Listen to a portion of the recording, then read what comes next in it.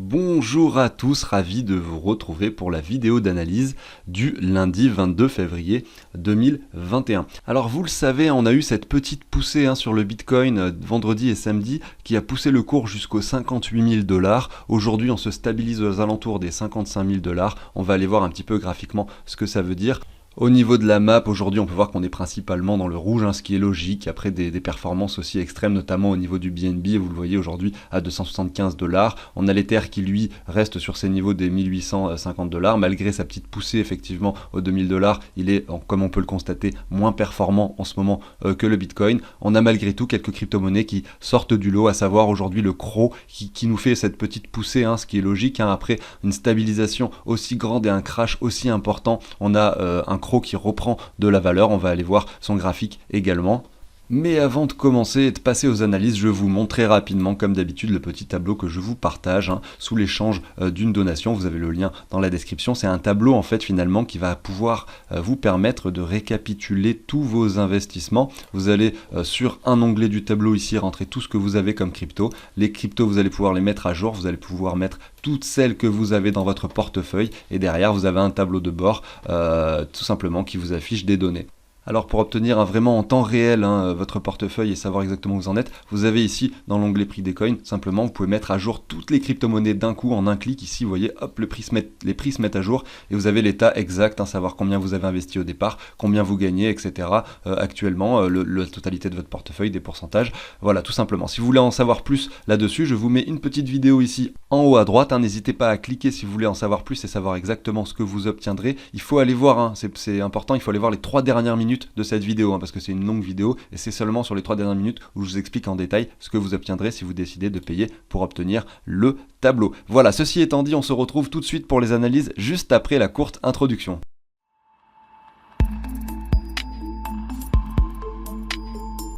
Alors avant de commencer les analyses, n'hésitez surtout pas à vous abonner, à liker, à commenter, ça fait toujours plaisir et ça soutient le travail au quotidien. Donc on commence ici avec le Bitcoin. Comme on peut le voir, on reste sur un niveau important, aux 55 300 $ là à l'instant où je vous parle. Si on met le graphique en logarithmique, vous vous rappelez, la semaine dernière, je vous avais parlé plusieurs fois de 2 targets. Donc la première est déjà atteinte, à voir si justement le marché est prêt à pousser directement jusqu'à la seconde target ou pas. Je vous remets le petit Fibonacci d'extension qui m'avait permis justement de déterminer ces niveaux. En imaginant donc des vagues énormes avec les cycles qui se produisent, notamment avec le bull run ici en 2013 avec le retracement, le bull run suivant, le retracement et peut-être celui qu'on est en train de vivre, enfin en tout cas qui a déjà débuté visiblement au vu des prix actuels. Nous avons donc touché les 261,8 de Fibonacci à 55 000 $, donc ça serait pas très étonnant effectivement que le cours se stabilise un petit peu sur les niveaux actuels pour voir si derrière on est prêt à performer pour aller chercher la seconde target ou pas. En tout cas, si on se met donc du coup notre résistance pile poil sur ce niveau là, donc 54 936, je vais essayer même d'entrer pile poil donc les coordonnées qui vont bien, donc 936 tout simplement. Alors, tac, 54 936. Voilà, donc là j'ai mon niveau qui se met automatiquement. Alors je me mets maintenant en 4 heures et on va voir ce qui s'est passé. Donc vous voyez, on a dépassé finalement ce niveau des 261,8 et là aujourd'hui, donc je vais enlever le logarithmique, voilà tout simplement, on est en train de revenir tester ce niveau des 55 000. Donc tant qu'on reste au-dessus, pourquoi pas continuer à pousser. En tout cas, je ne serais pas étonné effectivement qu'on revienne un petit peu plus bas, simplement pour se stabiliser sur ce niveau qui restait une target relativement pertinente, en tout cas sur du long terme. Donc si on se met effectivement notre petite trendline comme ceci qui vient toucher les cours plusieurs fois, alors je vais enlever l'aimant, ça me pose souci. Vous voyez ici, si je mets cette petite ligne qui vient toucher les cours une fois, 2 fois, 3 fois, 4 fois ici en 4 heures, on est revenu le tester une 5e fois à la baisse, cette fois-ci en le cassant en tant que résistance pour s'en servir en tant que support. Là on vient chercher notre niveau pertinent effectivement ici des 55 000 $, et donc je ne serais pas étonné effectivement que le cours vienne jouer à nouveau avec cette trendline ici, donc sur du plus court terme ici, sur du 4 heures, je pense qu'il y a un niveau pertinent effectivement à ce niveau-là, au niveau de la trendline. Alors si maintenant on se met un petit Fibonacci, on va essayer de prendre cela de cette façon-ci. Alors je vais remettre l'aimant, par exemple comme ceci. Vous voyez, donc on a ce niveau, donc cette trendline qui pourrait coïncider pile poil avec les 38,2 de Fibo ici. Donc pourquoi pas pourquoi pas venir chercher ce cluster qui se situe à cet endroit-là sur du court terme au niveau du Bitcoin. Donc ça serait aux alentours des 52 000 $. Ça serait un niveau intéressant d'investissement pour quelqu'un qui n'a pas du tout acheté. En tout cas, ça serait, on va dire, un niveau intéressant pour commencer à acheter du Bitcoin par palier, etc. Comme d'habitude, il faut diversifier, enfin on va dire limiter plutôt, excusez-moi, son risque en achetant par palier. Donc par exemple, ça pourrait être un bon premier niveau pour quelqu'un qui n'a pas du tout investi. Et si vous pensez effectivement que le bull run n'est pas terminé, ça ne veut pas dire que le marché ne va pas aller plus bas, mais en tout cas, vous avez un premier achat ici. Et si ça va plus bas, gardez-vous de la liquidité éventuellement pour en avoir plus.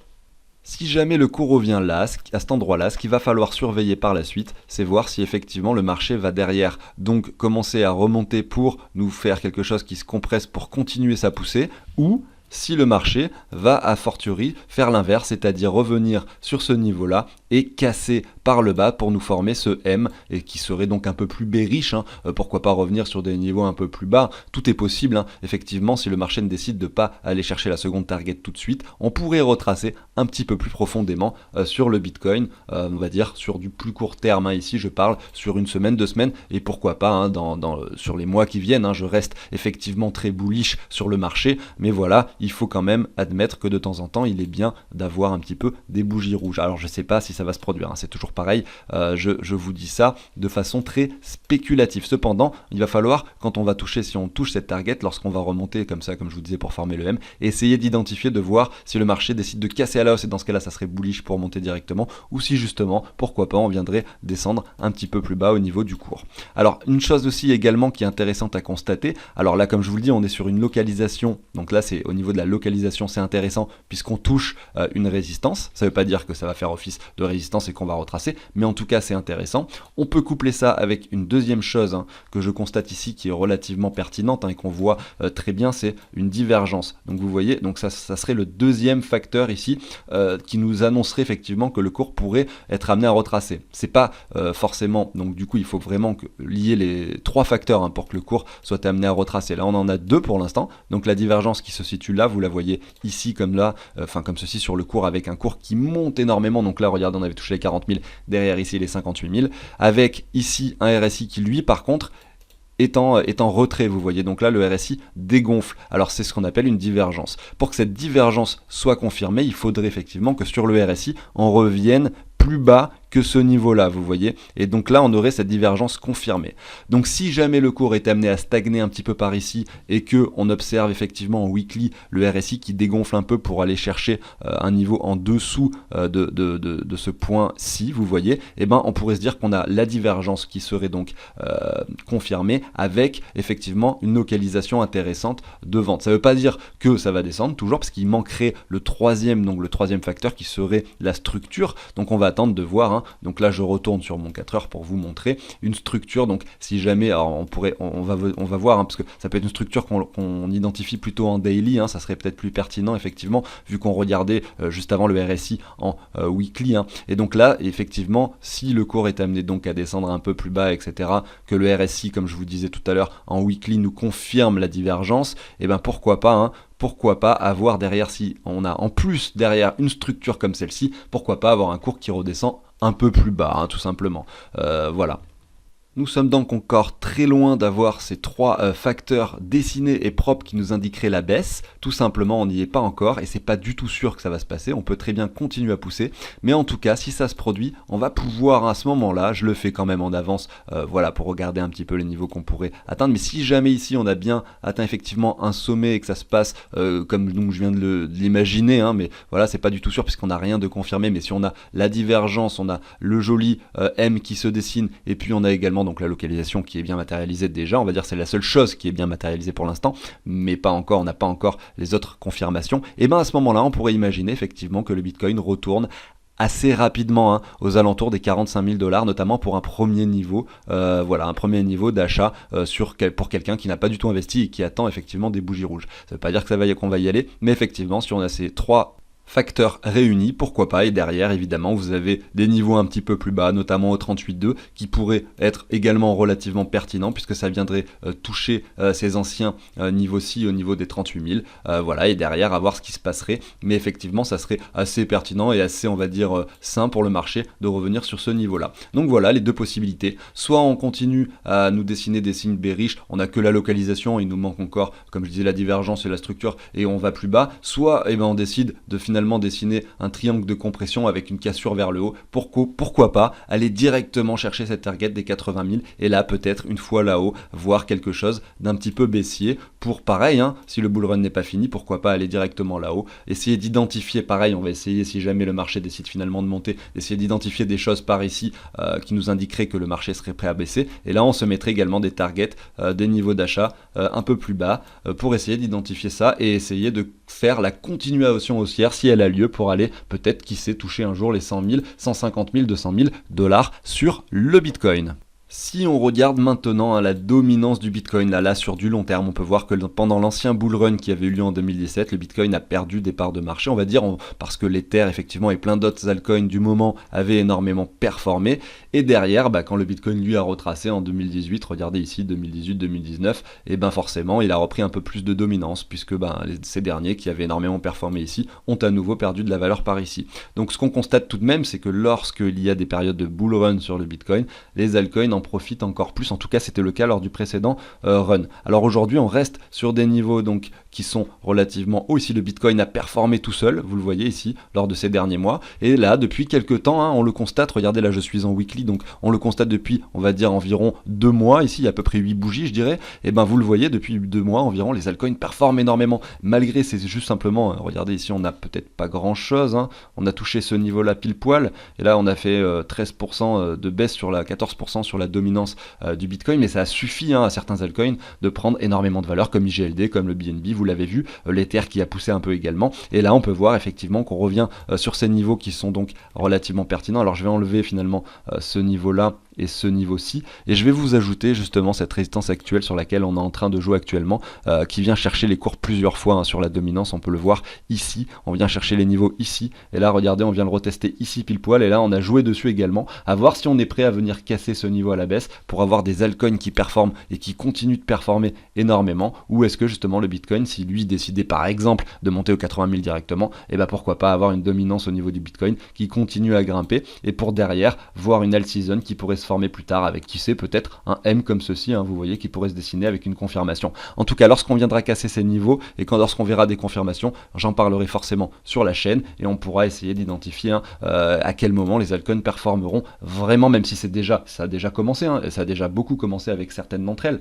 mais je pense que il est possible que en fait ce ne soit que le début et que certains altcoins performent encore plus, et c'est ce qu'on espère tous en tout cas, et c'est pour ça que sur la chaîne je vous analyse à chaque fois le Bitcoin, là je regarde un petit peu la dominance du Bitcoin, et je vous regarde aussi de temps en temps pas mal d'altcoins pour essayer d'identifier des niveaux qui nous semblent intéressant. Alors il faut savoir effectivement que les altcoins qui ont le moins d'argent, le moins de capitalisation et qui sont le moins donc connus, peuvent faire des performances beaucoup plus grandes que des altcoins qui sont très connus, comme par exemple l'Ether qui lui a déjà une capitalisation énorme, je crois qu'on est à peu près au niveau des 100 milliards si je ne dis pas de bêtises, enfin bref, vous voyez, donc plus l'argent dans le projet en question est important et moins le cours est volatile. Donc les meilleures opportunités sont à saisir sur les altcoins qui sont le moins capitalisés. Cependant, ça reste quand même très compliqué de faire de l'argent puisque vous pouvez, le risque est adapté finalement à la crypto-monnaie en question. Vous allez acheter une crypto-monnaie qui a une très très faible capitalisation,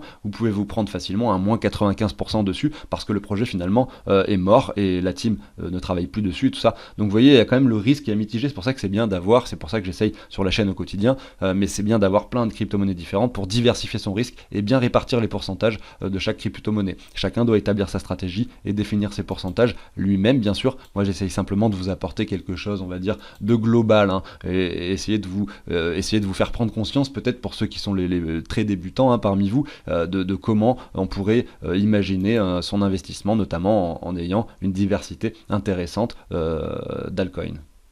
Regardons très rapidement l'Ether par rapport au Bitcoin. Vous voyez qu'on est haut, mais malgré tout, par rapport à l'ancien ATH, on n'a pas poussé tant que ça, et il est possible, effectivement, et je le pense en tout cas, qu'il devrait continuer forcément à prendre de la valeur par rapport au Bitcoin dans le futur, et probablement qu'on verra quelque chose d'assez haussier à l'avenir. En attendant, aujourd'hui, on est sur quelque chose avec une bougie hebdomadaire, enfin une bougie qui commence, en tout cas, on n'est que lundi, mais voilà, qui commence bien dans le rouge, à voir si justement ça va nous faire des mèches à chaque fois. Vous voyez, hein, ici on a eu plusieurs fois des mèches, hein, donc pareil, le lundi on allait très très bas pour finalement continuer à grimper, à voir si on va reproduire à nouveau la même chose, ou si justement le marché est prêt à retracer un petit peu plus. Si je me mets en daily, on peut voir effectivement que là, tout de même, on est sur une bougie rouge assez intéressante, mais rien qui nous fait paniquer en tout cas, puisque, regardez, le graphique ressemble un petit peu, hein, à celui du Bitcoin. Alors pourquoi pas, pareil, hein, revenir ici aux alentours des 1600 $.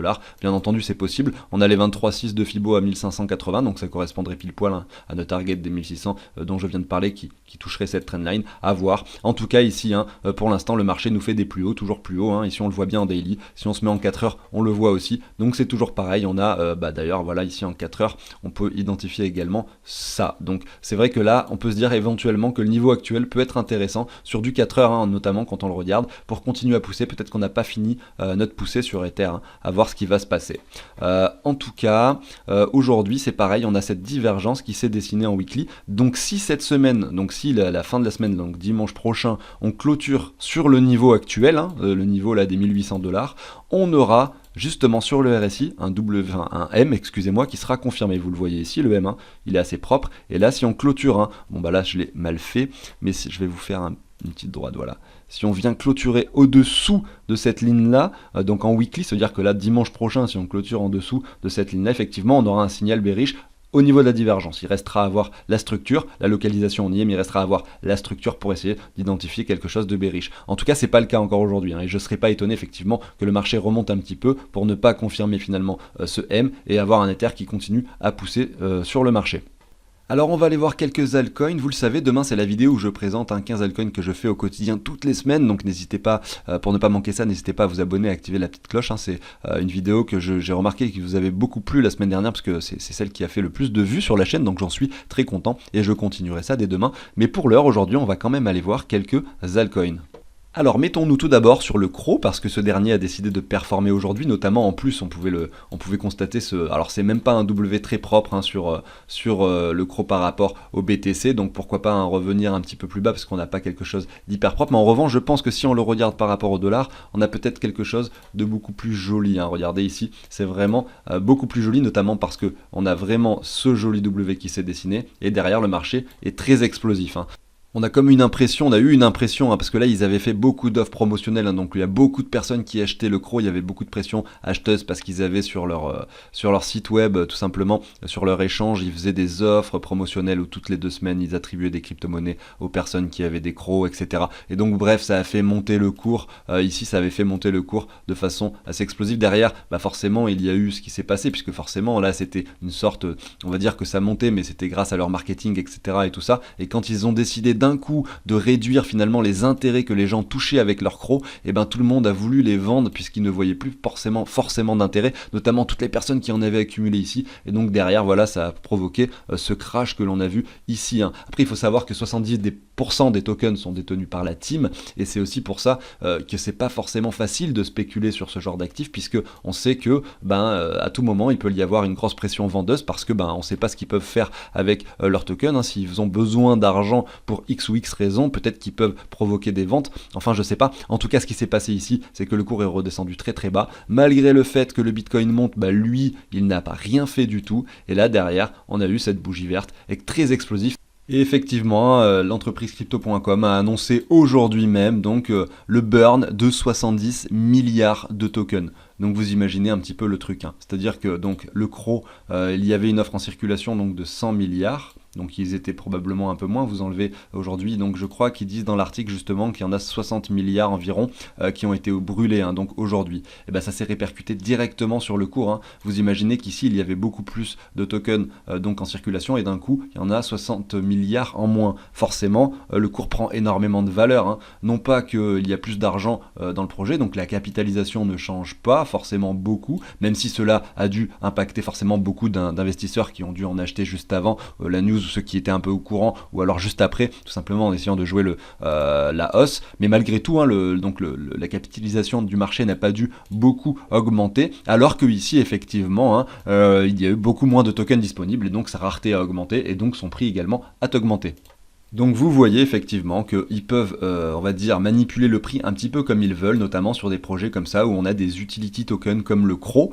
C'est pas forcément négatif, regardez, il y en a peut-être qui se sont fait beaucoup d'argent, donc tant mieux pour eux. Hein. Mais voilà, c'est intéressant de constater les différences qu'il peut y avoir entre les projets. Hein. Vous allez sur par exemple Atom Cosmos ou quelque chose comme ça, où ce sont des vrais protocoles. Vous allez pas, ça va être impossible effectivement d'avoir des choses comme ça qui se produisent. Ça va être plus sur de la spéculation du cours et sur l'utilité du projet, alors que là on va dire que c'est plus sur, on va dire un petit push marketing en disant allez on brûle 70 milliards de tokens, le prix va augmenter, ça va attirer à nouveau des personnes sur le projet, etc. Donc moi je reste sur le principe de dire que ce projet est très intéressant.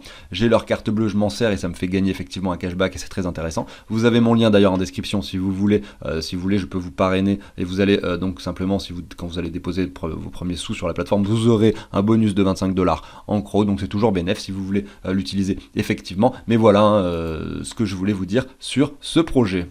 Je vous en passe un petit dernier, c'est Avax, donc Avalanche par rapport au Bitcoin ici. Ah, vous savez, sur la chaîne, je vous parlerai beaucoup plus d'altcoin demain, hein, c'est les vidéos du mardi. Voilà, mais peu importe. Donc ici, on a atteint des sommets, donc vraiment sur Avax, on est allé très très haut. Hein. Si on le regarde effectivement par rapport, donc on va mettre Avax par rapport ici au dollar, on a quelque chose d'assez extraordinaire puisqu'on était allé toucher les 60 $ alors qu'il n'y a pas si longtemps, nous étions environ à 3 $. Donc maintenant, on retrace. Si on le regarde à nouveau par rapport du coup au Bitcoin, on va essayer d'identifier les niveaux qui peuvent être pertinents. On a effectivement ce prix au niveau du lancement là, avec ces deux bougies, ces deux corps de chandelle. Donc ça peut faire office effectivement de bons niveaux d'achat. Si on se met le Fibo comme ceci, on peut voir qu'on est revenu pile poil sur les 61,8. Donc effectivement, on a un niveau intéressant ici, quand on le regarde par rapport au Bitcoin, d'investissement. Derrière, si vous pensez que le cours peut aller un petit peu plus bas, pourquoi pas, on pourrait jouer sur cette zone de rechargement ici pour nous former des W et avoir des confirmations. En tout cas voilà, je vous montre ça parce que c'est un projet que je n'avais pas pu obtenir, enfin j'avais pas acheté cette crypto-monnaie avant ce bull run, et derrière, on pourra effectivement probablement saisir des opportunités d'achat intéressantes, et il faut être patient et surtout pas acheter sur des choses comme ça et attendre des retracements. C'est le cas actuellement et on suivra ça sur la chaîne. Et voilà, donc j'arrive déjà sur la fin de cette petite vidéo du lundi. Si le contenu vous plaît, n'hésitez pas à vous abonner. Demain, c'est la vidéo sur les altcoins. On se retrouve également tous les jours de la semaine pour les analyses. Voilà pour ça. N'hésitez pas à mettre le petit like qui va bien. Et écoutez, je vous souhaite à tous une agréable journée. Salut tout le monde!